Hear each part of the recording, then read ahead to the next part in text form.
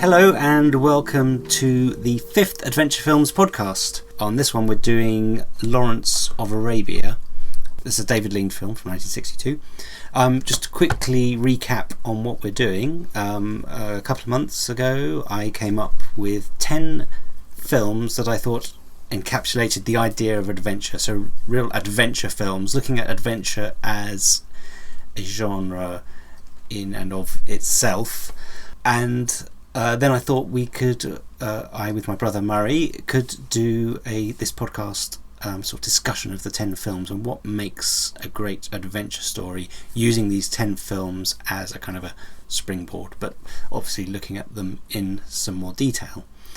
So I'm Garen Ewing. I'm a comic artist and author. I do an adventure comic called The Rainbow Orchid, and coming on these adventures with me is my brother Murray. Hello, I'm Murray, and I write stories, mostly science fiction, fantasy, that sort of thing. And these podcasts do include spoilers of the film. So if you haven't seen the film and you want to watch it without knowing what's going to happen, don't listen to this podcast yet.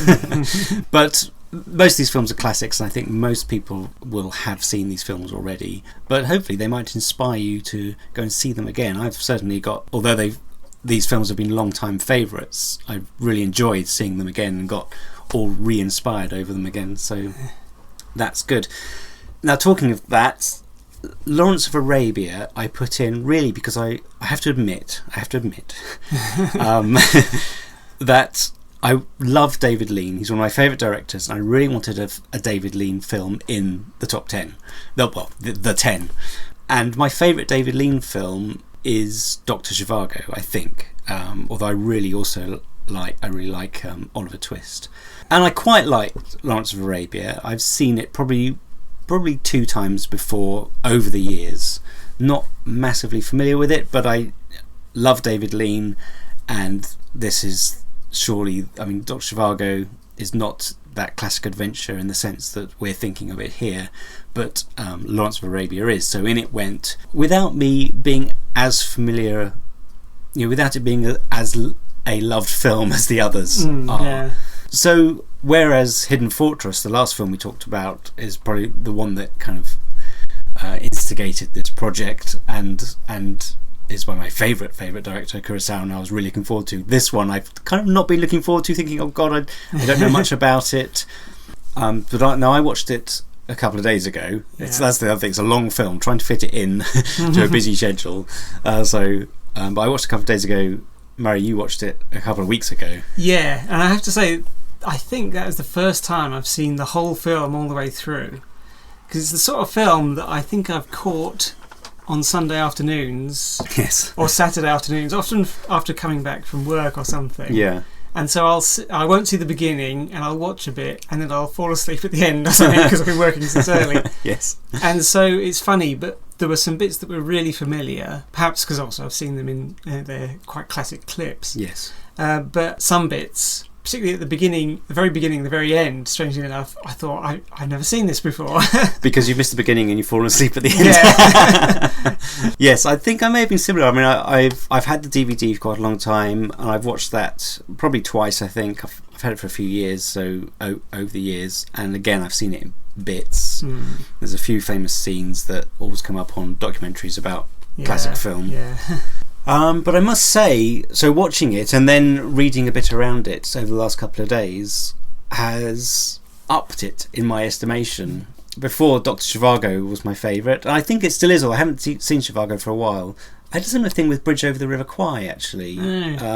Whereas I'd seen it before, and I knew it was supposed to be a classic and amazing, and I heard everyone else go, I love that film, I love it. And I thought, well, I quite like it. Yeah. And then I saw it, I don't have that on DVD, but I watched it all the way through. It was on one of these Sunday afternoons a couple of years ago. I thought, I'm going to sit down, perfect timing to watch this. That's just what I want. And I was mesmerised by it. Yeah. So that suddenly clicked. And I think Lawrence of Arabia, although I do like the film, I think now it's clicked, and it kind of has leapt into this top 10 legitimately. Maybe that's not legitimate, but you know what I mean, retrospectively. Yeah, I think that quite often happens with a film or a book or anything which has got a reputation and which you come to knowing the reputation. It often sets up a false image in your head, and the first time you watch the film, you're sort of unlearning what you were expecting. Right. And it's almost like you've got to come to it again on its own merits, or as it really is, rather than as the reputation makes you think it will be. Yeah. Do you also think sometimes that if a film has a reputation, you can almost be a bit defensive about wanting to watch it? Yes, like, yeah. oh, the crowd likes that, I don't want to go with the crowd. That kind of mentality. Yeah. It can. I don't think. I mean, I love David Lean, so I did.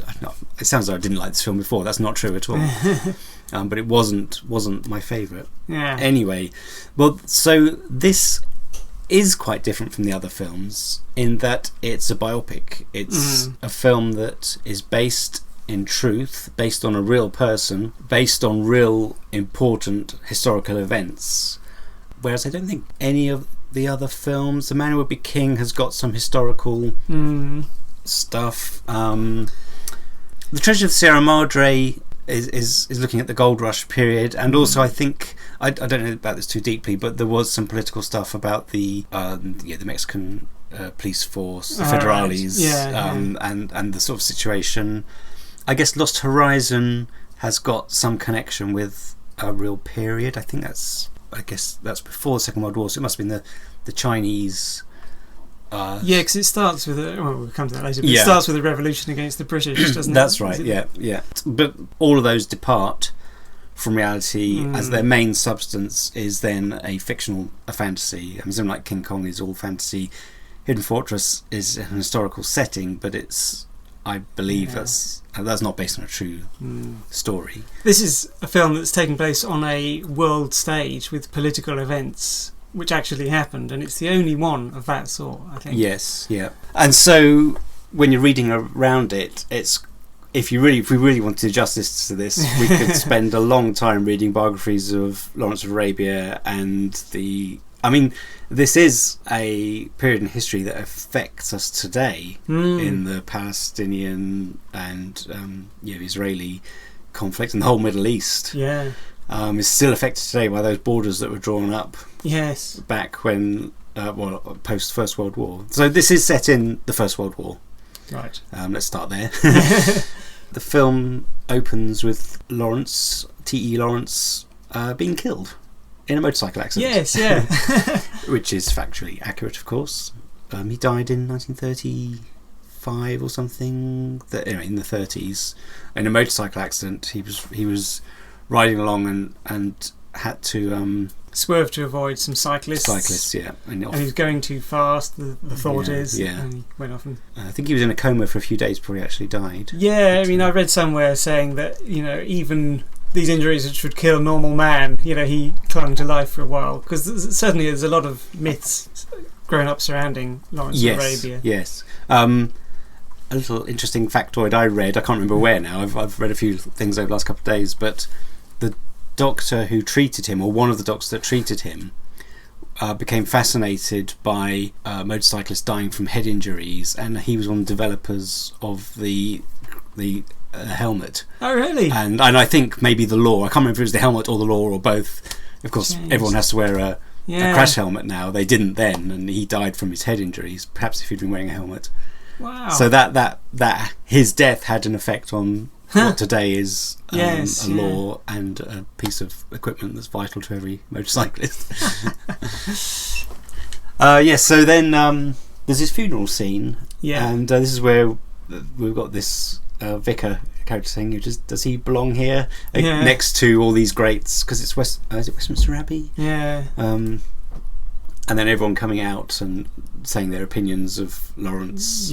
Most claiming not to have known him that well. They thought they did, but actually they didn't. And we're sort of set up as Lawrence as being a bit of an enigma as a person. And there's an American journalist who says, sort of after he's given a quote to another journalist, he then says to his companion, and he was the biggest showman since Barnum and Bailey or something. I think there was a famous quote about him that he sort of backed into the limelight. I think he did, from what I've read, he quite liked he kind of played up to his the marketing of his image, if you like, but also felt really guilty about it, and was his two sides. I mean, no one's black and white. He kind of wanted it, but also hated it. And there's a sense that in his being able to lead the Arabs, to unite the Arab peoples, the tribes, and lead them, he needed to be backed up by a sort of myth. And so in that sense, he did need it. But also he did court it as well. You know, he did enjoy it a bit. I mean, the myth was the one that appeared in the Western press, really. Yeah. But was that useful to the Arabs? I mean, surely he had to prove himself to the Arabs for them to believe it. And in the film, he does prove himself. The scene where he finally wins them over properly is where he rescues the man. Is it? I don't think I wrote down his name. Is it Gassim? Could be. Let's call him Gassim. Sorry if I got that wrong. From the desert. Yes. And then they finally accept, because they say it's in the writing. That's already written. He's dead, and he rewrites it, if you like. He says no, nothing is written. Yeah. Although there is a sequel to that, which is quite an interesting bit, but we'll come to that. Yes. Later, sure. Well, no. Let's drop. I don't mind chopping around, and then Lawrence has to execute this same man just to keep the peace between the two tribes, which he's just sort of tentatively united. He has to execute this one man for a crime. Yeah. And of course it turns out to be the man he saved. Yes. And they kills him, and then someone says, oh, it was written after all. Yeah, well, no, but also someone says to him that it doesn't mean it was written. They're trying to make him feel better. Someone says that as well, I think. But of course, you can't help thinking, oh, so it was written. Yeah. So let's set up the basic of the film. Lawrence is working for Army Intelligence in Cairo as a map maker. Yes. A politician brings him out and wants to second him to the Arab Bureau to go out and meet Faisal. Prince Faisal, who's the son of King Hussein, and just really to see what his plans are, learn what he's about. Yeah. And of course we learn a lot about Lawrence's character from that scene where he's in the map room. I mean, one of the things was with the match. He puts out a burning match by slowly rolling the flaming head in his fingers. Yeah. And he says, the soldier tries it and hurts himself. He says, what's the trick? He says, well, I can't remember the exact words, but there is no trick. You just have to, it does hurt. You just have to not mind. Yes, the trick is to not mind. Not mind the pain. That's it. Yeah. And of course, the thing that sort of comes before that is why Lawrence is chosen, which isn't actually in the film, but as a younger man, Lawrence went over to, I can't remember exactly, Arabia and Egypt, and wandered Syria, on his own. Yes. Looking for antiquities and old places. He walked thousands of miles. It was a walking, not a holiday necessarily, but it was kind of, but yeah. So he already had a bit of a familiarity with the area. He knew the language. Yeah. He learnt the language when he was out there, and he knew the cartography, the geography. Yeah. And I love characters like that. It's shown again and again how, especially in Empire, where those who just walk into a country, trample all over the customs, don't make friends, stay apart, it doesn't work. Yeah. And those who integrate, learn the language, make friends, you get cooperation. Which is this is amazing, I don't believe it. Going into the Afghan War, which is my favourite areas, there's a character I really like called Omar Sharif, and he was a captain of a very small local Indian unit. He wasn't in charge of them. The guy who was in charge, as soon as he could, he went off to go and hunt with his fellow British officers. Whereas Sharif stayed with them, he learnt the language, and the result was, when he was in Afghanistan, they were so loyal to him. As the other guy could hardly be bothered, he just wanted to go off and get glory. But anyway, I've read his autobiography, and it's fascinating. And he comes across really nice. He liked the people, the Indians. Right, he liked living with them. He took the trouble to learn their language. And that's what Lawrence did. He was able to get so much done because of his empathy for the Arab people. Yes, yeah. Which is impressive. I mean, certainly in this modern day and age. Well, back then people liked it as well. But it's amazing. That's a lesson from history that doesn't seem to get learnt that well. Also, there's a feeling you get at the beginning that Lawrence is bored, basically, with the situation he's ended up in. He's in a war, but he's you first see him colouring in a map. Yes. You know, there's a feeling that he's a man who's looking for a situation in which to express his potential. And it turns out that he needs quite a big situation to, you know, really find out who he is, and he wants a world stage almost.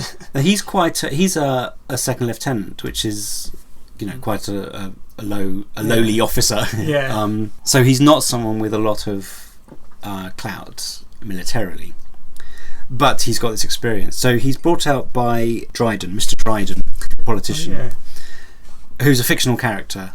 He represents politics in the thing. Now, the first time I saw Dryden, I was watching a documentary on David Lean just before this. Did you think? Yeah. Is that David Lean? At first I thought casually, that's David Lean. Yeah. But then, of course, it turns out it's Claude Rains. The Invisible Man. Yeah. But, I mean, I haven't looked at a photo of the two of them together, but they've got the same sort of pouchy eyes. Yeah, they do look similar. There's something about them Definitely. makes you think that Claude Rains is David Lean's presence in the film, or maybe it's just coincidence. I think it's coincidence because they do just look similar. I don't think there's any. I need an actor that looks like me. Yeah, that's very interesting. I thought that as well. And his general, so Dryden requests him, and the general thinks that Lawrence is insubordinate and doesn't salute. He has to tell him to salute. Interestingly, Lawrence is played by Peter O'Toole. Yes. He was Marlon Brando was going to play him originally, and then I think Albert Finney was screen tested for it, and eventually they came out with Peter O'Toole, who was not a major film star before this. And it's funny because Peter O'Toole's quite tall. Yeah, the real Lawrence was quite small. In fact, I think I can't remember who it was. I think it may have been the General. I think it's General Murray. I'm not quite sure. Someone called him a pipsqueak, describing his sort of shortness. But in this, Lawrence's Peter O'Toole is tall. Obviously, you can't really change that. But they've got his suit. His uniform doesn't quite fit. His trouser legs are halfway up. And on his way to meet the General, he walks into the officers' club, and he's quite a bumbling idiot, isn't he? Yeah. Which I read someone was quite annoyed about that, saying Lawrence wasn't an idiot like that. It's not true, but I thought that was just sort of giving the impression that he doesn't quite fit in. Yeah. Because later he does walk around quite nobly, you know. Yes, once he's in the Arab attire and perhaps a lot more comfortable. So but that's quite a funny scene where you do get to know his character quite quickly with those initial scenes, which are very good. So the next thing, he's put on a camel. Yeah. And he's off with this character Tafas, who's his Bedouin guide. Yeah. Going across the desert, off to meet Faisal.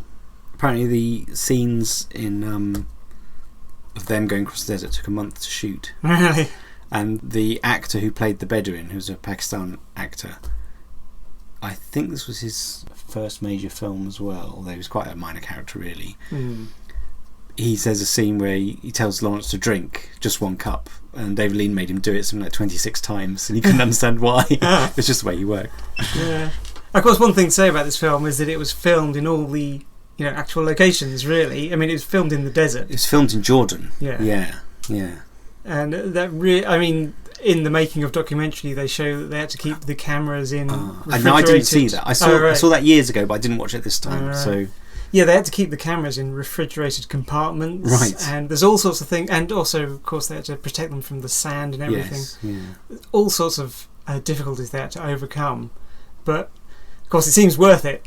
Seeing it, you can't imagine this being filmed on a back lot. No. The other thing, I mean, I didn't watch the extra, but I do have a David Lean book, which I bought because it's two of my favourite people. It's about David Lean, but it's written by Kevin Brownlow, who I also really like. And I haven't read it. I haven't started reading it yet, but I did start reading the chapters on Lawrence of Arabia just for this. Yeah. I highly recommend this book, by the way, even though I haven't read it. And one of the things it mentions about filming in the desert was they had to be really careful to brush away all the footprints. Yes, that's because there were so many, and David Lean would get irate, of course, if suddenly someone would walk across when he'd just spent so long brushing it clean, because it had to look as though there were just two people in the desert, and then there was 1,000 miles desert around them, when actually there was an army of people behind the camera, all kinds of technical crew and things. And of course, the next major scene that happens is also perhaps the most famous in the film, where Lawrence... just before you say that, talking about famous scenes, there is one before that where again he does the he puts out the match, and then instantly you see the sunrise in the desert. Yeah, which is fantastic. It just leaps from that, and then suddenly you're into the desert, from this Cairo bustling city into nature. Yes, fantastic. Anyway, yes, the famous scene. Yeah, where Lawrence and his guide come to a well to drink, and Omar Sharif, I think it's Sheriff Ali, yes, starts approaching from the very distance. And at first, of course, he's in that sort of mirage. One of the things about this film is they said they've captured what a mirage looks like, and it's of course where the very horizon is distorted by heat waves. It looks like liquid, doesn't it? And so it seems like a camel rider on the horizon is actually riding on air. Yeah. But so you see him approach from the very far distance, and it's a long.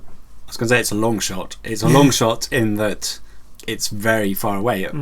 I think it said that it started with nothing in the frame and ends with his head and shoulders coming into frame, but it's also long as in it takes its time. The David Lean said it took 10 minutes and he wished he'd kept the whole 10 minutes in. It was that powerful. He thinks he could have done it. And the other technical thing is from the well there's a path leading to Omar Sharif. There's a couple actually. I think there's a white, or it looks yellow in the film, path. But there would be a path to a well, of course, so that's fine. And then there's some black stones as well, also kind of pointing towards him. So you kind of know where to look before he appears. But it is a fantastic entrance. It is, yeah.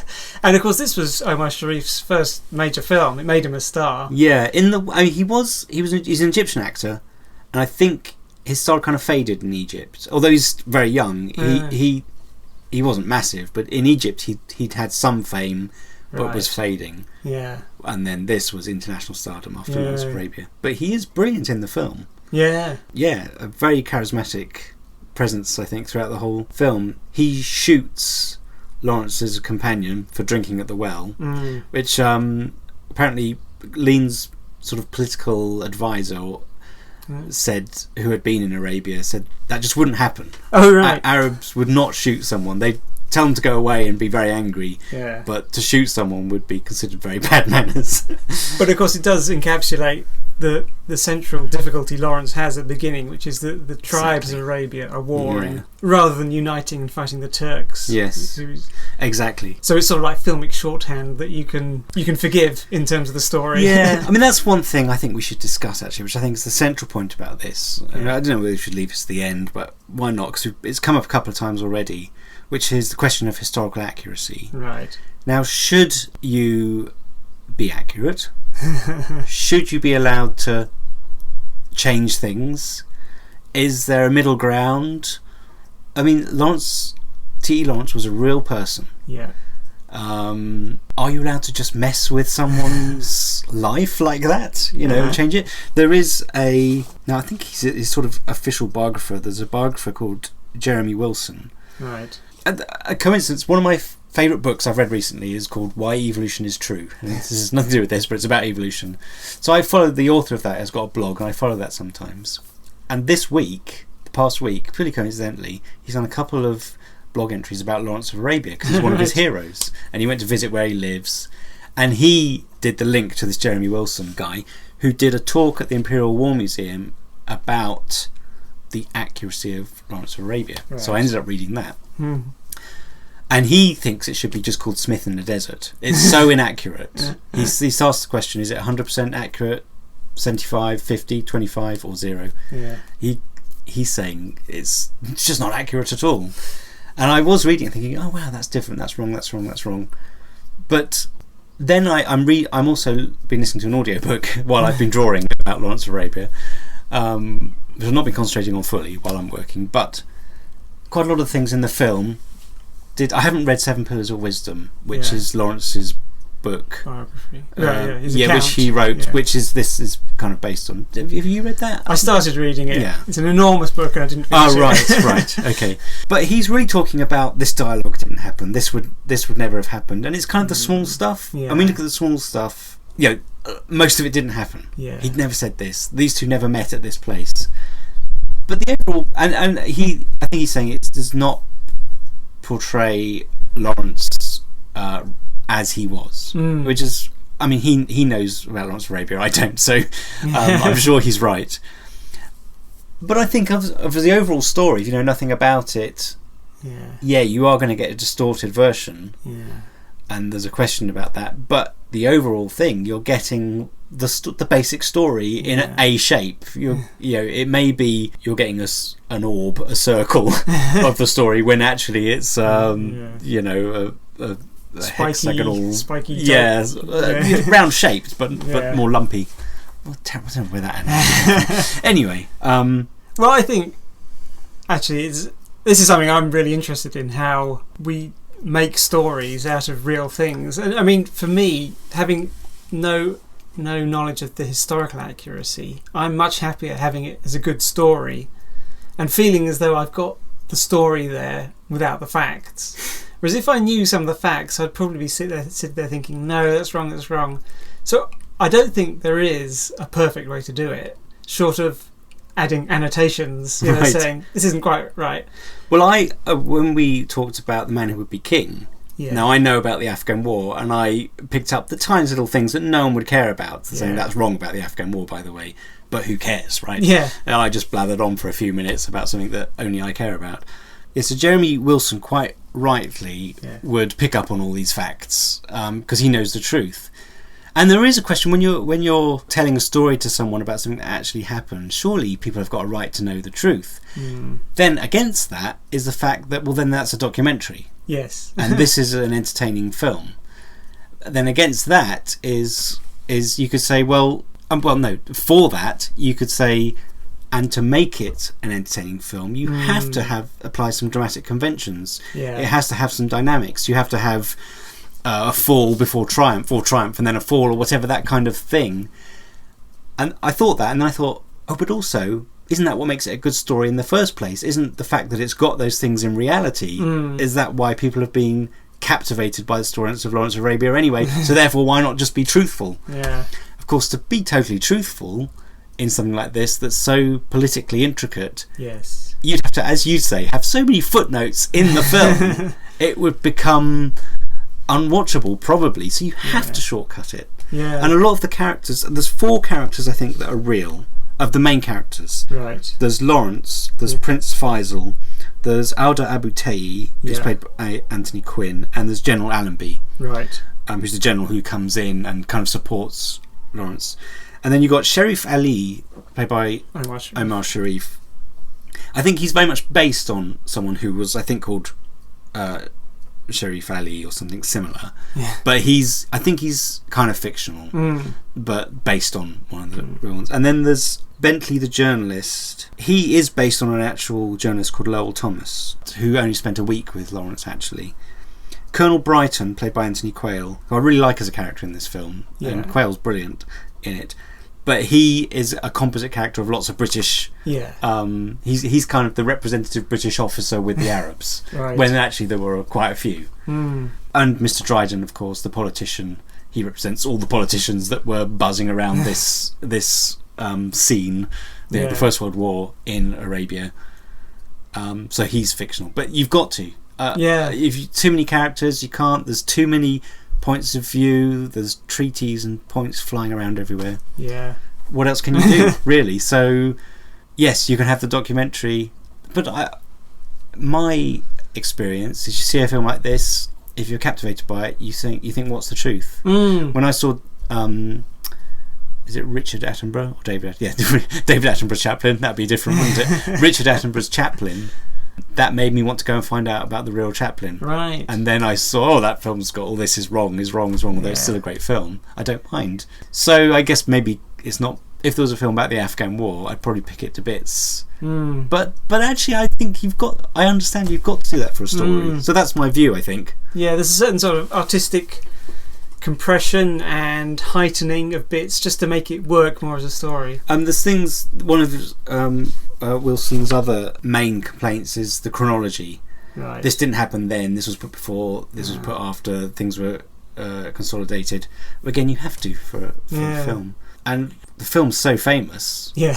when people now think of Lawrence of Arabia, I think they think of the film. Yeah. Although Lawrence of Arabia himself was famous, would he still be as famous today without David Lean's film? Yeah. Well, who knows? Well, one of the things that I kept on thinking about throughout this film is the original epic, because this is an epic, the original epic, which is Homer's Iliad. And that survived because it's such a great story, but it was based, I presume it's based on actual events, the fall of Troy. Right. And you just know that, I'm sure scholars look at the Iliad and say, none of this happened. But it doesn't matter, really, does it? It's because the culture almost demands a certain form of myth and story, and that's what survives, and that's what people respond to. Yes, that's a very good point. I think that's true. Okay, so we dealt with history. now we can go on. No, it is very interesting. I mean, but I do think that's a really interesting point about historical films. You do get things like there's the famous what's the code, the encoding machine, Enigma. the Enigma, where the Americans make the film and it's them who discovered the Enigma machine when actually it was the British. Obviously there are certain political lines that are very easily trodden on. Yes, I mean there's no real reason for that apart from that Americans generally won't watch a film unless there's an American hero in it. Anyway, talking about some of the real characters there, Peter O'Toole plays Lawrence, Alec Guinness plays Prince Faisal. Yes. And there's a few. All the main Arab characters are played by Western actors. Alec Guinness had played Lawrence himself in a stage play. Really? I think it was called Ross or something, which was Lawrence's pseudonym when he went into the Air Force after all this. But he's very good, and apparently he based his accent on Omar Sharif when he met him. Yes. Anthony Quinn plays Alda Abu Tayi with a false nose. I will say a funny story I read just before you came. I was trying to read as much of the David Lean book as possible on the chapters, and this was the last bit I read before you turned up today. Was Anthony Quinn wouldn't fly out to the set. He hated flying, and then he was eventually persuaded he wouldn't fly in a twin engine, but he would fly in a 4-engine, which was safer. He thought. Yeah. So David Lean and his crew are waiting, and they see they had to hire a plane from the Jordanian Royal Air Force for the 4-engine plane, and they see the plane coming into land, and they're watching, and they think, shouldn't he have his wheels down by now? And as he gets lower and lower, the wheels still haven't come down, and eventually, basically, the plane belly flops into the sand. Sort of a crash landing, really. But and the door opens, and out comes Anthony Quinn. He's got his nose on, and his nose is dark brown. And he's completely white as a sheet. But apparently he got out and said a swear word. Said, well, I guess we don't read the steps then. And walked past everyone, got into his Jeep and drove off. Which apparently impressed David Lean because he looked quite brave. But I thought it was quite funny.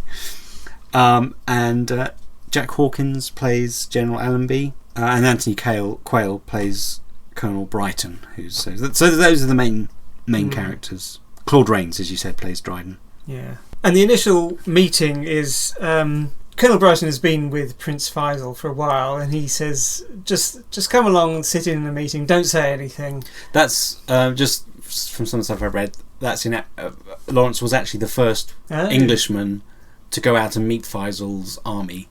So that is inaccurate. Yeah. Does it matter? Who knows? Anyway. Well, the funny thing is that the scene where that happens, obviously what happens is Lawrence sits in on the meeting, tries to keep quiet and can't help it but speaks up, and that's the point where his relationship with Prince Faisal begins. Yes, he says I think Faisal says, he's saying, I can't remember what they're talking about, but he says to Lawrence, and what do you think?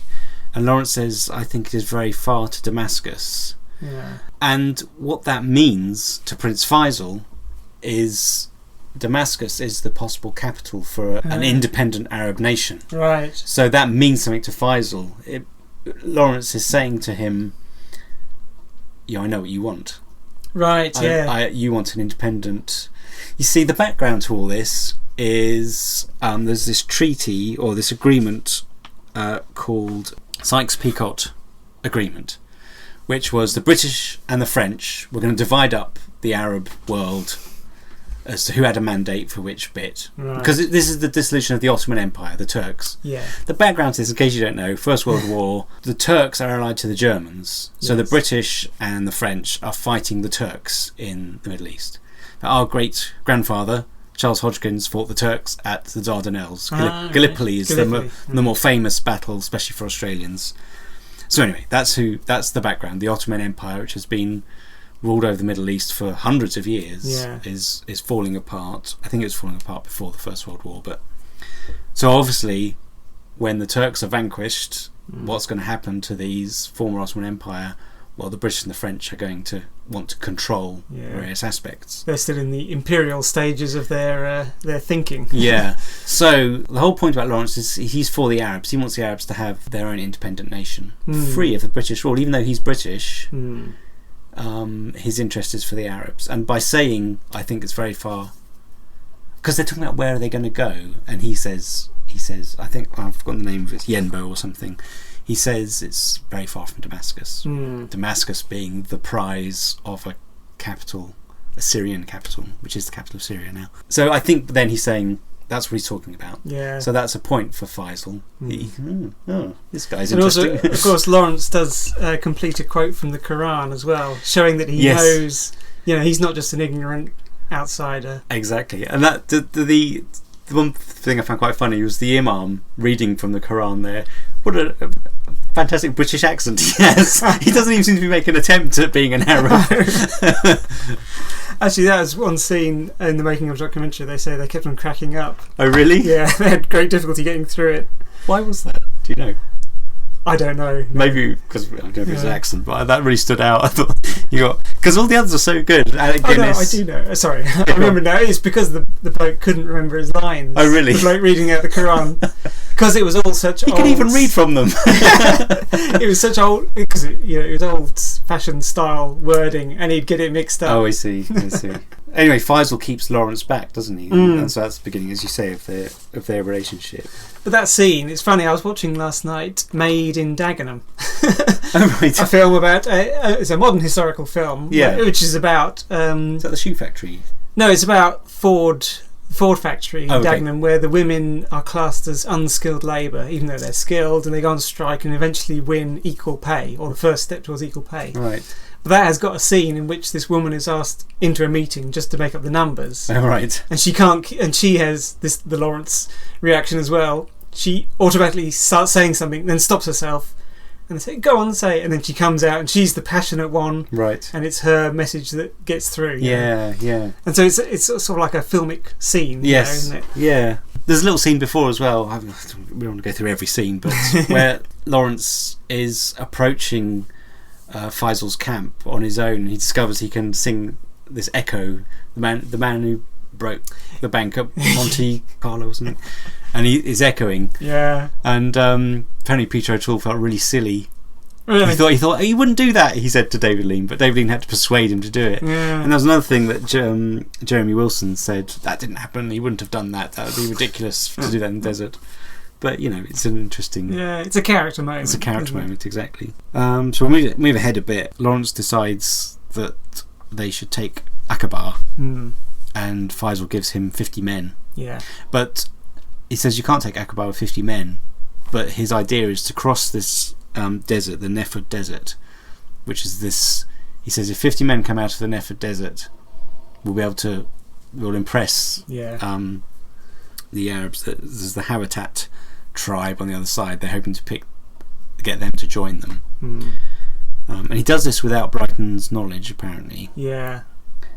Plus, Acaba has got guns, but they're all facing out to sea. Because the point about Acaba is that that's a seaport, and if the British own that, they would be able to supply the Arabs with guns and so on. It'd be a great strategic point. Yes. But all the guns are facing out to sea, so if it's attacked from land, which the people in Acaba think is going to happen, they're not expecting it. Then they'll be able to win because they won't be facing the guns. Yes. So this is the real stuff of adventure now. Yeah. Going into the unknown. Yeah. Now there's no lost cities or anything here. In fact, there's just nothing. But it's very exciting, isn't it? I mean, it's real. Whether they're going to make it or not is real. Is the real tension of the scene. Also, there's a sort of slight comedy between Lawrence and Sheriff Ali, where I think they're trying to I wrote down there, they're trying to out-desert each other.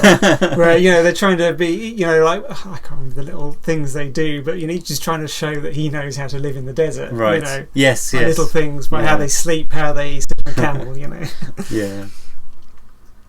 But they say, actually, in all these films so far, I think, there's been a point where they cross either a sea or a desert. That's like this endurance test, or the thing that shows that they're going a long way. Yes. Or they're doing something major. Yeah. You've got to have that sort of bit off the map. Yeah. We've talked about before, and although this isn't really going to these lost places, I think all the other films have they? Well, not Hidden Fortress, but it's going to these lost places where no white man has been, type thing. And this is kind of that for this film, isn't it? It's going across this. Now, apparently, in reality, I know we've already discussed the historical aspect, but he didn't do that. He went round to the north, across the path that the Arabs normally use. Right. He did, but anyway, for the film, yes, you need this scene because it's an endurance test. He proved himself to the Arabs. That's the main thing, because we talked about this earlier. This is where they lose one of the men. Yeah. And they say, well, it's written, he's lost, we can't go back. That would put the whole thing in jeopardy. But Lawrence, with his principles, has to go back and get this man. Yeah. And he does. And that's when they start. Is this when they call him Lawrence? Yeah, well, this is shortly after that he gets dressed in Arab. He's given the Arab costume and the gold dagger. Yeah, the robes, yeah. And he sort of goes off on his own and he sort of prances around. Yeah. Poses a bit. Yes, and that I said Peter O'Toole thought the echo bit was silly and he didn't want to do it. Yeah. This was the other bit in the film. He thought the prancing around was silly. No. But David Lean said, well, what would you do? As a young man, how would you... He said, well, I wouldn't have a mirror. I'd want to see myself in the mirror, but I haven't got one. So I'd draw my dagger and look in the reflection in the dagger. So that's what he's doing there. So that was Peter O'Toole's idea. Yeah. But he also had to do the prancing around, which he didn't like. But it was offset by the looking the dagger. He's also... Earlier, he's joined by two other characters, Farage and Dowd, who become his servants. They cross the desert with him, so they're with him by now as well. And of course, as he's standing there posing in this new Arab gear, that's when Abu Tayi makes his appearance. Yeah, in the film. In reality, he's with him already. I'll just every now and then interject with what I've learnt about the reality of the situation, just because it's interesting. But yes. It's always deflating, isn't it? Yeah. But a brilliant scene. Yeah. So this is Anthony Quinn. He's funny. Yeah. Isn't he? He's really a dry sense of humour, his character. And he looks so impressive. Omar Sharif looked impressive, all in black. Yeah. That's impressive when he turns up. This is a different kind of impressive. Because Sharif doesn't have that. He's more refined. Yes. You might think more of a noble... Well, no, noble's the wrong word because Quinn's quite noble. But well, Abu Tayi is a bit of a bandit because he's known... Him and his people are known for working for money. Yes. And so he's a bit rugged. And in fact, I think they're kind of on the side of the Turks at the moment. Yeah. Well, they are. They're being paid by the Turks. Yeah, that's true, yeah. But he's... I love the scene where Lawrence is saying, oh, I've heard of... I've heard of an Abu Tayi, and he describes him. Oh, he wouldn't come and do this and that. Yeah, he wouldn't. He says, "Oh, I don't recognise him," and he wouldn't need to call for his backup. Lawrence says, he says, "Oh, that's not me. I do need to call for my backup." And then comes this boy who's his son. Yeah, yes. Very funny. But of course, they're drinking at the well of the Hawatat. Is it? Yes, the Hawatat tribe. Yeah. Which we've already seen is a dangerous thing to do. Yeah. But Lawrence calms them and gets them to at least talk. He invites them to his camp. Yeah. To cut a long story short, he gets him to join him so that they will attack Acaba. He convinces him by saying that because the Turks have been paying Abu Tayi, and Lawrence says, well, of course, the Turks have got their money in Acaba, and basically he's promising all the gold that he can loot. Yeah.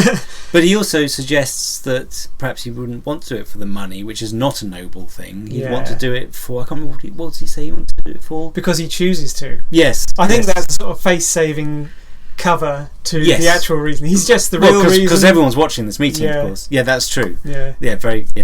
And it ends on my favourite line in the whole film, which is where Abu Tayi says, "My mother mated with a scorpion," meaning that he's got a sting in his tongue. Oh, yes. Also, actually, one thing you said about this film earlier on is that supposedly the only women in it, the only female. This was a fact I'd heard for ages, that the only female in the film, and I heard this before I saw the film, was one of the camels. Yes. And when you watch the film, of course, it's not true. Yeah, you see them in the back, but of course, it was true that they use a lot of locals, and none of the Muslim women would be filmed. None of the husbands would let them be filmed because it was. So all the women extras you see are Christians. Oh, I didn't know that. Yeah. Right. Because you see them in the background of the scene where they're at Abu Tai's camp. I mean, there are no main female characters in this. No. You see them sort of singing them away, shouting the thing that they do, which is quite an impressive scene as they go.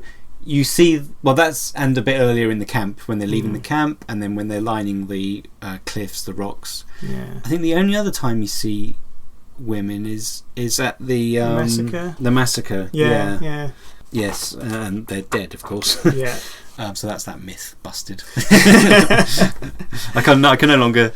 My fact now is apparently only the camel, but that's not true. It's a double fact. I'm going to tell you a fact, then give you another fact to disprove it. So the attack on Acaba. Yes, it's quite impressive, isn't it? It's a long shot, and these camels and horses, the speed they're going. I mean, this kind of goes with feeling same excitement I had in Hidden Fortress, where you see them fighting on horseback or running down the steps. You think a little bit, your brain goes, God, that must have been dangerous. I mean, there's no computer graphics here. No, and David Lean got the actors to do a lot of the just standard ride. I don't know if they're in this one, but just the standard riding of camel scenes where you might get an extra. Yeah. He insisted, like, Peter O'Toole sat on his actual camel and did all the camel riding so that they looked right. Yeah, he had a trainer, and apparently Anthony Quinn was quite nervous about his horse he had. Oh. And then David Lean said to him, look, I'm going to take this in one take.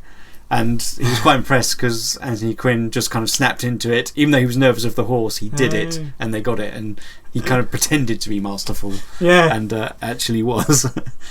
There's a little funny bit. In reality, apparently in the attack on Acaba, Lawrence almost got killed, but it wasn't through being shot at by Turks. It was because he accidentally shot his own camel in the head.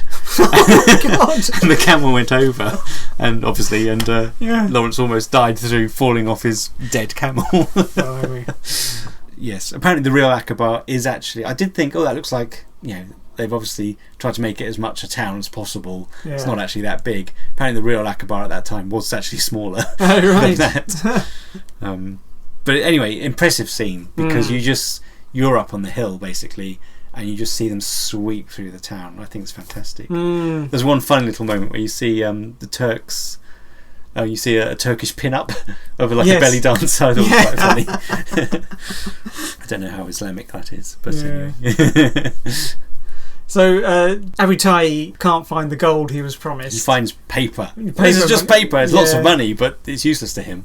So Lawrence promises him that he'll get his gold, and to do this he needs to do another mammoth crossing of a desert. Yes. On his own, or basically him and his two. Of course, there's the Sinai, because he's going. He needs to go to Cairo to inform the British that they've taken Acaba. Yes. Yeah. So he goes off with Faraj and Dowd.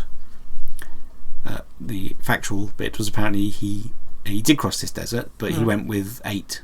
Right. I think he went with 8 people. Yeah. And on this, Dowd dies, doesn't he? He falls in quicksand. Quicksand, yeah. Which is apparently, I looked up, I was just curious about quicksand. I mean, there's different kinds, aren't there? But this is quicksand in the desert. Apparently it's very rare. Right. And it's a mixture of the water and the sand, I think. Oh. And it's almost impossible to die in, actually. Right. So this is very much a dramatic event. In reality, Dowd didn't die in quicksand. I'm not even sure they went with him across the Sinai. I'm not sure.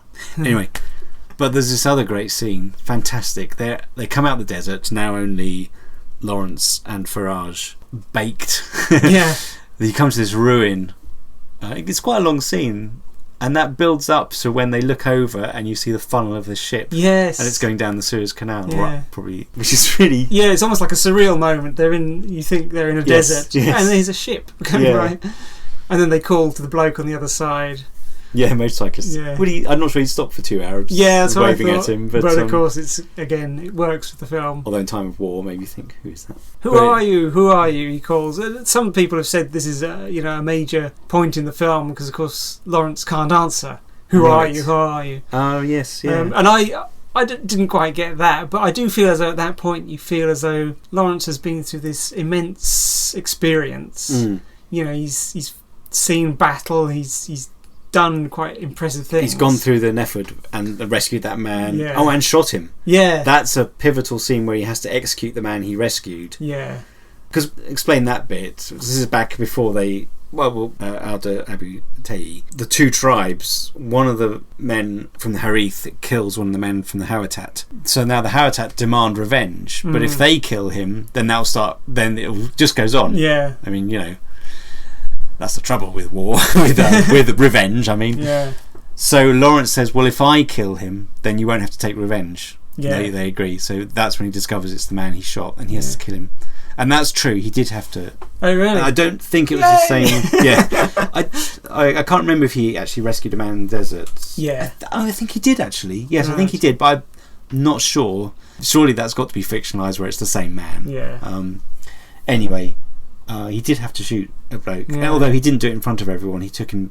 Right. But he missed him at first. Oh, God. He shot him and it didn't kill him. He had to carry on. He was shaking and crying. Yeah. I mean, as you'd guess, my God, what a terrible thing. But this does change Lawrence. So that changes the desert, the battle. Yeah. So when he's in Cairo, this is my favourite scene, where he takes Farage into the officers' club. Yes, yeah. Suddenly we're back in the British class system. Yeah. Everything done properly. And these, as far as people can tell, these 2 Arabs walk in. The shock. Yeah. And he's just so irreverent to it all. I love that scene. It's really sticking. Yeah. Because then all these officers are going, well, how dare you? Yeah. They're proved wrong. Yeah. Especially when Allenby comes back with him as his guest. Now Major Lawrence, he's promoted to Major for taking Acaba. Yeah. Brilliant Scene. I love it. That's one of those emotional highs in the film, I think. But this is actually a moment that's discussed in The Hero's Journey by Joseph Campbell, yeah, where the hero, having left his home village or his home, gone on an adventure, comes back. There's always a moment where he comes back and realises that he's changed, but the world he's come back to hasn't. Right. And he has to readjust to that. Yes. And that's what's happening here. Yeah. You almost feel as though Lawrence has gone into such a different world, done such different things, and he comes back and he's not. He doesn't know how to relate to his fellow officers anymore. He didn't before. Yes, he was a bit out of sorts already. Yeah. And now he's perhaps found something that's maybe more his home, I don't know, intellectually maybe. But yeah, exactly that. Yeah. He's even... I mean, he's covered in the sand of the desert. He's dressed as a native. Yeah. He's bringing an Arab boy in. Yeah. Fantastic stuff. And there's a great political scene here where Allenby and Dryden turns up as well, doesn't he? And they say, who's going to have these lands? And Lawrence says, no one will. Arabia's for the Arabs now. Yeah. And there's a look from Dryden, and Allenby says, have we any ambitions in Arabia? And Dryden goes, difficult question. Yeah. Yes, because of the Sykes-Picot agreement. Yeah. Which in the film, Lawrence doesn't know anything about the Sykes-Picot agreement. Right. He might suspect. In reality, he did know about it. Yeah. He knew. Which is interesting. I think that's possibly more dramatic in some ways, because he was working for the Arabs, wanting them to have their independence to some degree, whatever degree, either total or partial. Yet he knew his masters were talking about carving up the Middle East. Yeah. I mean, that was a great cause of turmoil, conflict within him. Yeah. I mean, in the film, it seems more blatant as though he doesn't know about it. Yeah. Maybe he does, and he's got that. Well, in reality, he spent 3 years afterwards trying to get the Arabs autonomy. Yes, yeah. He went to the peace conference as Faisal's advisor, actually, with Faisal. Yeah. Now, then, I don't know if your disc has this, but I've got an intermission. Yes. On my DVD, which I love, actually. It's like, I remember going to cinema and seeing...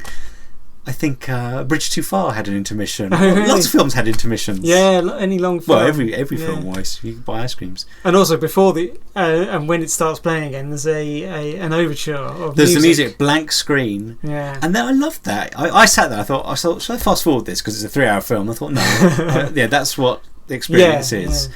And then when the Columbia logo came up eventually, I was like, "Ooh, I'm excited!" And that was the overture. Yeah. And then having it again, the beginning of, I really felt anticipation. I thought that's one of my favourite things about watching it. I thought this is just like being at the cinema. All I didn't have was popcorn or chocolate. I just had a cup of tea. Anyway, never mind. So yes, intermission, and then the second film's half of the film's quite different from the first half. I felt. I mean, I don't know if it was just because of the intermission. I think even without it, I'd have felt as though the second half was very different. Yeah. Well, in a way, the first half is an adventure. You know, he starts, goes away, comes back, has changed, and he's achieved something. Yeah. And sort of that's where the other films finish. But now we go on a bit more, and it's in a way that's when you see the ideals start to tarnish. That's when the difficulty crumbles. Yeah, that's a very good point. So we were introduced to the American journalist Bentley, who was based on a real person, Lowell Thomas. Lowell Thomas, who actually only spent a week with Lawrence. He toured a film and a talk. I can't remember what it was called, but it was mainly about General Allenby. Right. But it also included, I think it was called With Allenby something, and with Lawrence in Arabia. But he discovered that people, what they really reacted to was the Lawrence story. So he started to build that up, and that grew the myth of Lawrence. Yeah. So it's really due to the journalist. Now in this, he's made into a much more major character. Yeah. There's one thing that, almost in his very first scene, I'm not sure if this is right, but he goes up to an Arab and to introduce himself and to ask where to find Prince Faisal. And he says to him, "Can you read?" Yes. And I think that Arab is the bloke who read the Quran. I thought it was the Imam, yes. Yeah, so it's almost like extremely, it's a ironic moment. That's at Acaba, isn't it?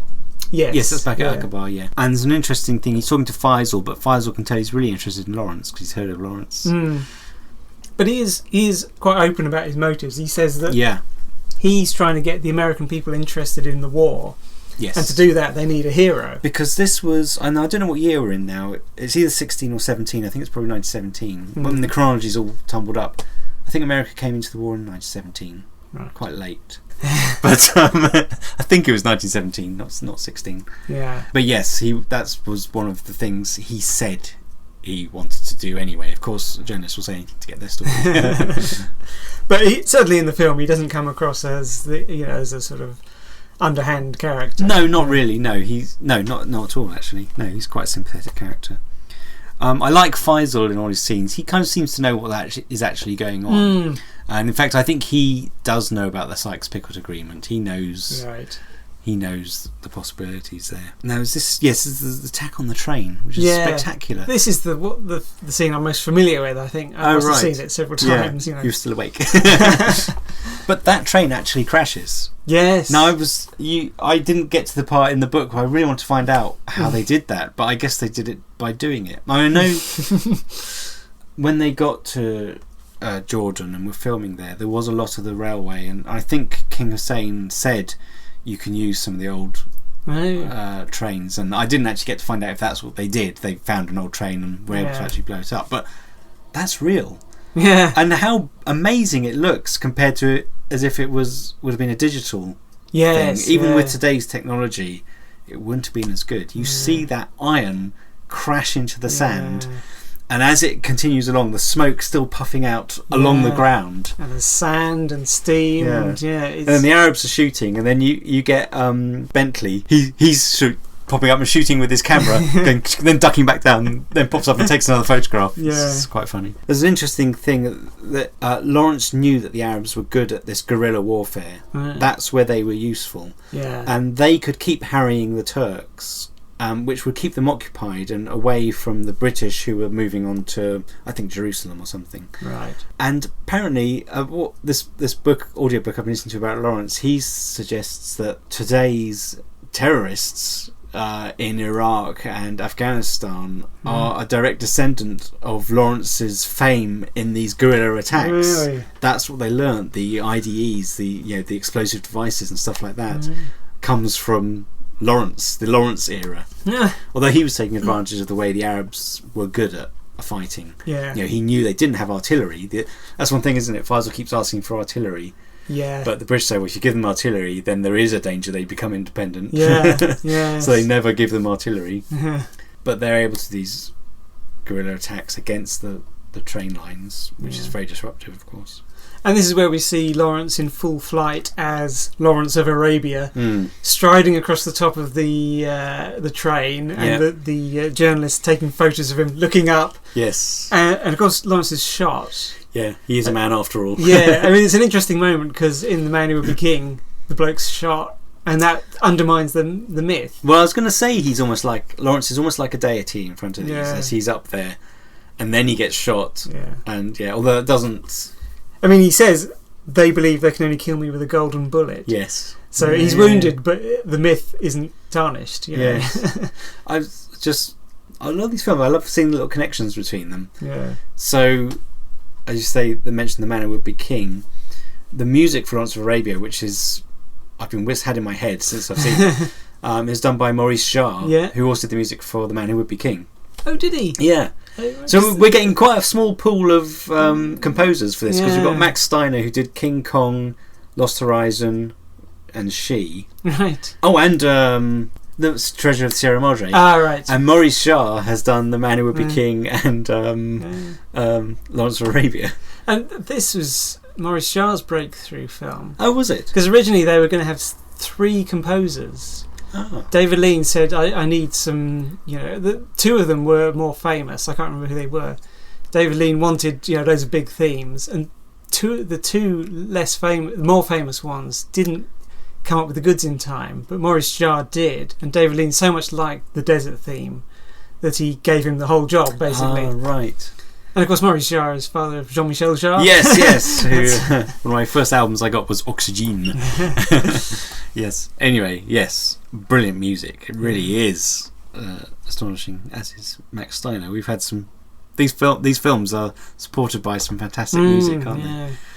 Now, next is the incident at Derar. Now, this is quite an incident in the 7 Pillars of Wisdom that's caused a lot of speculation. He wants the Arabs to take Derar, which is a bigger garrison town, but he decides to go in himself. Yeah. And he goes in with Sharif Ali, and he gets captured by the Turks, and a rather sadistic Turkish general gets hold of him, and basically sexually assaults him. Although we don't see that. No. It's unsaid in the film. Yeah. It's not really unsaid in, I think, in 7 Pillars of Wisdom. It's quite I don't know. I don't know how much he describes in it. I read it, but certainly he's not. That's an interesting thing. He's not averse to. A lot of writers may have not included that, or have not. I mean, who'd want to admit to being buggered by a Turk? Sorry, but quite a big character-changing moment, to say the least. I mean, just before it, he's sort of built up as being a little bit too full of himself. Because he says before it, "Do you think I'm just anybody?" And you see him wandering around the town. At one point, Sharif Ali is saying, "Oh, don't make yourself too conspicuous," and he says, "I'm invisible."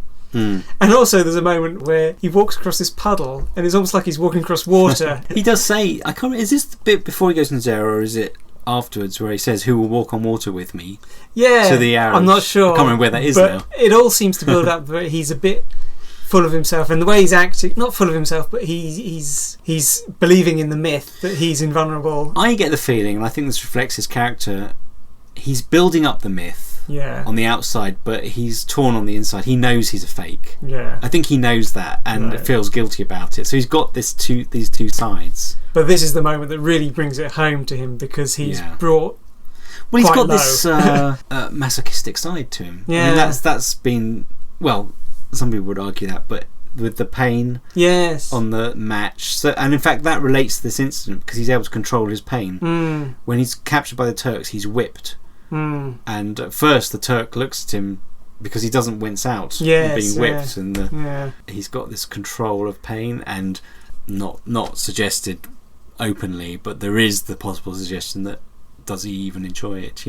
He keeps giving himself more and more impossible tasks did he have to go across the Nefer Desert? Yeah. I mean, okay, yes, it was the quickest for the film. It was the quickest route. It's dramatic, but he gives himself these tasks to do again and again, almost not caring about, does he want to get killed? It's almost like he's putting himself up there. Certainly he's not indifferent, because after this he becomes pretty much disgusted with himself, the whole myth he's built up, the task he's doing. I mean, this is where you really believe that he knows that he's doing all this really for nothing, because the British are going to walk in afterwards and take it over. He basically loses faith in himself and in what he's trying to do. Yes, yeah. And he tries to get out of it, doesn't he? Because he gets back to Jerusalem and sees Allenby again. And he asks to be given any other task than this, but by this point he's the only one who can see it through. Yes. So he's forced back into it. And I think that's where, back in Jerusalem, is where in the film he learns about the Sykes-Picot Agreement. Right. I mean, this is the thing that gave the British Palestine and the mandate for Palestine, and of course then led to the Zionists having a homeland for the Jews, and it was divided up, and now there's a big mess of trouble. Yeah. Anyway, let's not get into that. No, we're not going to solve it now. I'm sure we could, but we don't have the extra 20 minutes we need. No, I'm trying to remember what's next, but basically the next big thing is going on towards Damascus. Yeah. So they persuade him to go back and lead the Arabs, because Allenby wants to get the British onto Damascus, and Lawrence is going to be with the Arabs, taking away the attention of the Turks to some degree. But also there's the other thing that Lawrence said. I think he says to Prince Faisal that if the Arabs get there quickly enough, they can gain control of Damascus, and they'll have the upper hand on the British. Yeah. And so the idea is to get the Arabs there as quickly as possible, but they're distracted. They're distracted by a Turkish massacre at Talal. And this is another bit that I was quoted from Seven Pillars of Wisdom as being quite true. I mean, I got confused over this because I read Jeremy Wilson's notes, and he was saying how this wasn't true and that wasn't true. Yeah. And then Seven Pillars of Wisdom is quoted in this audiobook I'm listening to, and it seems very accurate. In fact, it's toned down in the film, because some of the torture that the Turks put onto these Arabs is horrendous. Reading about them from Seven Pillars of Wisdom is traumatic in itself. Yeah. I mean, I won't even say them. I think they're too horrible. And apparently, I think Lawrence, I find it difficult to believe, but apparently Lawrence recognised some of the Turks in the column as those that had captured him at Daraa. Oh, right. So that also got his, as well as seeing the women and children killed, not just killed, but tortured before being killed in the most horrendous ways. He also saw some of the Turks. And he says no prisoners. And that's true. Apparently he did order, I don't know whether it was under such mental strain, but he did say he did order no prisoners. Yeah, well, the Arabs are straining to go after these Turks who are leaving. And this is the point where if he had said, no, we're going to Damascus, then they'd have won. But also before this, there's a quote that says, Prince Faisal says in the earlier part of this film that Lawrence is getting known amongst the Arabs for his compassion. Yes. But here we see him losing his compassion, because he's even compassionate towards the enemies they capture beforehand. Yeah, apparently this is true. Faisal gave Lawrence a Mauser pistol. A British pistol. Right. That was captured at Gallipoli and belonged to a Turk and ended up with Faisal, and Faisal gave it to Lawrence. And he started keeping notches of the Turks he shot. Oh. But he got as far as 4, and then he was disgusted with himself, so didn't do it anymore. Which is a character. I mean, that would have been good in the film. It kind of shows his character. It's an action that shows character, which is a great thing. But here it's almost like he finally gives way to the horrors of war and gets everyone to slaughter the Turks. Yeah, well, he joins in. Yeah. He's gone, isn't he? He's this bloodlust or whatever. It's so horrific what he's been faced with that it's like horror begets horror. Yeah. Apparently they found a man, one of the Arabs, pinned to the ground by bayonets, still alive, and they had some Turkish they did take a few prisoners, and they said, who did this? And the guy, just before he died, pointed to the Turks, and Lawrence got the Turks into a huddle and they were machine gunned. I mean, horror. Yeah. And then horror. Yeah, yes. It's just... Once you start, there's no... The reality of this war, you can read about it in things, but the reality, I mean, all sides did these things. It's just it doesn't bear thinking about the actual reality of seeing this stuff. Terrible. But so yes, that's quite a game changer for his character as well. He's had yet another hit, and they get to Damascus. Now, I think they do get there before the British, don't they? Because they're able to take the town hall, and the Arabs get in charge of the amenities. Yeah. But the Arabs still can't agree, amongst themselves. Yeah. Like one tribe of them is supposed to be looking after the electricity supply, and they're not working. And the water. Yeah, the whole thing's falling apart. Really. Yeah, and the British. This is very colonial, but the British expect this. They say, "Let's wait." Yeah. Because I think they know it's going to collapse. Yeah. And sure enough, it does, and the Arabs leave. Yeah. But there's quite a shocking scene where, the Arabs are in charge, and Lawrence is kind of in charge, responsible for that, and he's asked about the Turkish hospital, which he didn't know about. Yeah. So he goes to see it, and there's this hospital of Turks, no water. Yeah. They're dying, dysentery. There's 600 beds or something, but there's 300 beds something, and there's 1,200 Turks. Yeah. I can't remember if that's in the film now, if I read it in the book. I'm so confused by fact and fiction. And of course he's horrified. Yeah. And one of the medical staff arrive, and one of them sees Lawrence and thinks he's an Arab and asks him a question, and Lawrence just laughs. Yeah. He's become hysterical, and the medical officer strikes him. Yeah. This medical officer later, when he meets Lawrence, he says, "Oh, you Lawrence, let me shake you by the hand." Doesn't realise it's the same guy he struck. But anyway. Yeah. So, yes, Damascus eventually falls into the hands of the British. Yeah. It has to. Yeah. And Lawrence is left by Abitei and Sharif Ali. Sharif Ali leaves with tears in his eyes, which he's probably one of my favourite characters in the film. He becomes his real friend, doesn't he? Yes, throughout yeah, it. yeah. And he realises, I can't remember, he says he must fear himself or something. I can't remember, didn't write down the quote, but yeah, I mean that's pretty much the end of the film. Yeah, there's a great line at the end that says Lawrence is a sword with two edges, and we're equally glad to be rid of him. Yeah, because Faisal says, I think we're equally glad to be rid of him. Also. Yeah, basically at this point you can see that it's handed over to Prince Faisal and the British, and Lawrence has done his job. Used. Yeah, I think he realises he's been used, maybe, or what has he achieved at the end? He's thinking it's all been for nothing. All of his ideals mattered for nothing because the British had their intentions, and Prince Faisal is sort of resigned to them. He knows what was going on all along, and he perhaps saw through Lawrence.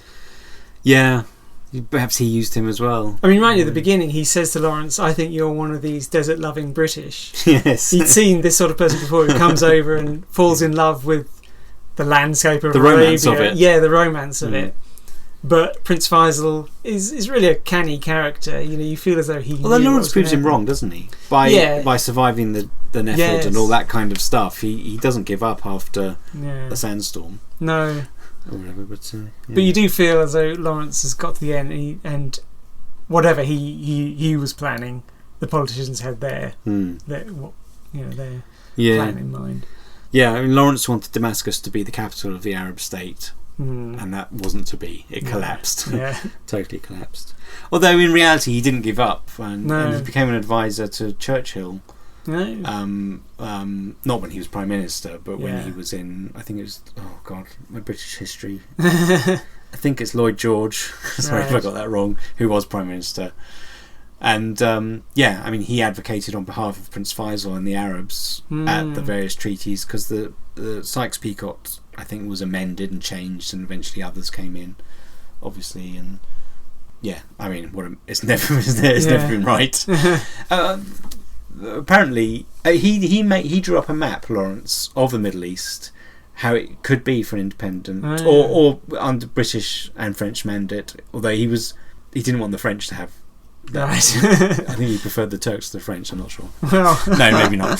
That's unfair. I don't know that. But he drew up a map, and he was very aware. Again, because of his knowledge, he knew about the tribes. So as when the British came along and marked up the map, it was just various. It was the Palestinians, the Arabians, but he knew the tribes and gave various areas to the tribes. So apparently, some people look at it today and think, oh, actually, if we'd have done that, it probably wouldn't have solved anything, because it's still the colonial hand in it all, rather than letting people rule themselves. But anyway, I mean, that's the trouble with this film. It's so much politics involved. But apart from the politics and the reality and the historical accuracy, pretty big adventure. I must say, when I was watching it, I was caught every so often thinking, this isn't an adventure film, and then I'd think, oh no, it is. I think the things that sort of threw me out of it was that most of what I think of as an adventure film is sort of normal people going into an extraordinary situation, whereas here, because Lawrence is quite an extraordinary person, it felt a bit more like an epic where you're looking at a hero who is somewhat closer to the gods than normal men. And it was also a sort of a character study. And those sort of, I mean, I did think that it was an adventure film at the end, but there were moments when I thought it's not of the classic adventure sort. It's not. The other films are more objective adventures. There's the prize, there's the objective. I've used the objective different ways there, but to get. Whereas this is, as you say, it's more an analysis of the character, but you couldn't get much more boy's own adventure, I'm doing air quotes there, horribly, than this, really. I mean, when you think of the children of the Empire growing up in the 1920s, I mean, given their stories to read, Lawrence of Arabia is exactly the kind of thing that would thrill them. But they would cut out all the doubt and... of course, it'd be very colonial. Because, I mean, usually in these films you find yourself identifying with the adventurers. But did you find yourself identifying with Well, I was going to say, Lawrence? in relation to what you said about him being quite deific, is that I think you do identify with him to some degree, because immediately he's not an army stick. Right. He's someone who's out of that. And you kind of, unless you're an army person yourself who thinks that people should toe the line, I think you do kind of like him straight away, because you think, he doesn't fit in there. And he comes from a intellectual background. He's interested in study and the classics and the biblical history. That's why he went and walked around the desert in Syria and all that for all that time, and was interested in the Crusades, and that's where he gets his knowledge from. But of course he does have this Superman side to him that maybe is because of this slight masochistic whatever, if that's what he's got, this tendency. But I mean, there's no question this is a big adventure film. But it is different from the others we've looked at. I mean, I suppose in each quite one a few is, respects. Really. Although the others can be classed. I mean, as I say, you've got these prizes you go for. King Kong, Kings of Kafiristan, Gold. Hidden Fortress was different because they were trying to escape from their invaded territory back to a friendly territory. That's kind of different, so we've gone off the beaten path there, if there is a path. That's kind of what we were discovering. Out of the 5 films, 3 I think have had a very much classic adventure thing. The others 2, but this is probably the most different out of all of them, I think. So enjoyable, because I mean, as I said at the beginning, that I kind of found a deep appreciation of this film than I had. What about you? Because I mean, you're perhaps a bit more into the tell me if I'm wrong, the more fantasy aspect of some of these. I mean, I didn't mind the lack of any fantasy aspect at all. No, I think the main thing, I mean, I'm thinking, would I sit down and watch it again? I must admit, I'm sort of put off by the length of it. Yes, it's a big investment. It's undoubtedly a very impressive film, and it certainly raises questions about character, not to mention politics. Which you can't help but they'll stay with you, I mean, it's quite similar in my mind to a Shakespearean play where you've got a major character in the middle, and you can't help but feel this sort of storm of personality, And Lawrence of Arabia, fictionally at least, is quite a character. it was interesting that he himself wanted to escape that character to some way, and he took on a pseudonym and joined the RAF as just a. He just joined at the bottom rank again. Exactly. Which is... Yeah, while I was working last night, I was listening to the audiobook that just got up to that bit. And only 2 people knew about that. So when he went, it was the superior officer who said, I'll get you in. Yeah. I was trying to persuade him not to do it. Because he was a colonel at the end of this. He was a lieutenant colonel, I think, which is high, with decorations as well, some of which he didn't want. But he was supposed to go to the recruiting office, and it was arranged that he'd be taken to a certain recruiting officer, and that would get him through. Right. But unfortunately, before he got to him, someone else spotted him and said, "What do you want?" and took him to a different one. And he was rejected. Interestingly, the different one was W.E. Johns, I think that's his name, who wrote the Biggles books. Really? And when he rejected him, he had to be called in and said, "Look, sorry, no, we need to get him in. He was told, so he was brought in on the secret." So Johns knew that he was letting in. But the doctors, I think, rejected him as well, and they had to really get him through. But anyway, the point is that he wanted to escape from this character he'd become as well to some degree. I mean, that reminded me of the film Apocalypse Now, right? Where they go after Colonel Kurtz, who's supposedly gone mad, and before that they quickly give a background to Colonel Kurtz, and he's followed a similar path. Obviously, he's fictional. Yes, but he rose up in the army and then quit it to become a paratrooper or something at the bottom rank, and this was to show how much of a intense, mad, and talented soldier he was. Right. He wanted the reality of the war, not to be pushing around, to prove himself again and again. But this is the actual person who actually did that. Another thing I wanted to say about this is just watching it reminded me on a sort of subliminal level of the film Dune. Perhaps just partly because there's a lot of desert scenes, and also because that features a character who comes from another planet and becomes one of the desert people. I haven't read Dune. All right. I saw the film ages ago, but I can't remember it. So David Lynch's film and the book. But also, when I was looking at the dates, I realised that the book Dune was written shortly after this film came out. So I wouldn't be surprised if there was an influence there. Yeah, that would be interesting to know.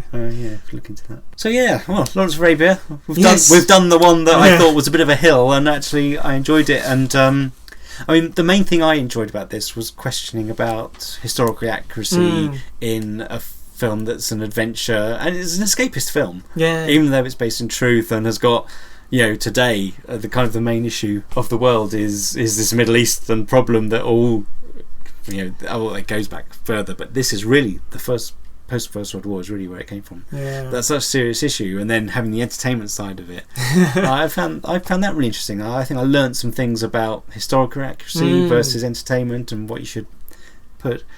So the next film we're doing is Time Bandits. Yay. And I'm very concerned obviously about the historical accuracy because I believe that features Napoleon and ancient Greece and God and the evil one. That's a thin connection. There's a few, I think we'll be less worried about that. But anything else to add? Or? No, I think that's it. Okay, so that's Lawrence of Arabia. And next we shall... I'm sorry that Lawrence of Arabia took a while to get up, but as I said, it was a long film and had to find time for us both to watch it. But we've done it. So Time Bandits, which Lawrence of Arabia was 1962, I don't know if we said that. Time Bandits is our most modern film, equally tied with Raiders of the Lost Ark, 1981. 2 films from 1981. Which is one of those films. I mean, I was 12. We'll talk about this later, but that's the age, isn't it? That's one of those. That's sort of 8 to 12 or 13. I think is when your imagination gets pinned to some degree and set. So, Time Bandits is one of those films. So I'm looking forward to that one. I haven't seen it for quite a long time either. We shall try and get that done within the next couple of weeks, I think. Maybe next week. We'll see how it goes. So thank you very much for listening. Please leave a comment on our blog if you've got anything to add, or even just to say you enjoyed it or didn't enjoy it, whatever. It'd be great to hear from you, and we shall see you back for the Time Bandits. Bye.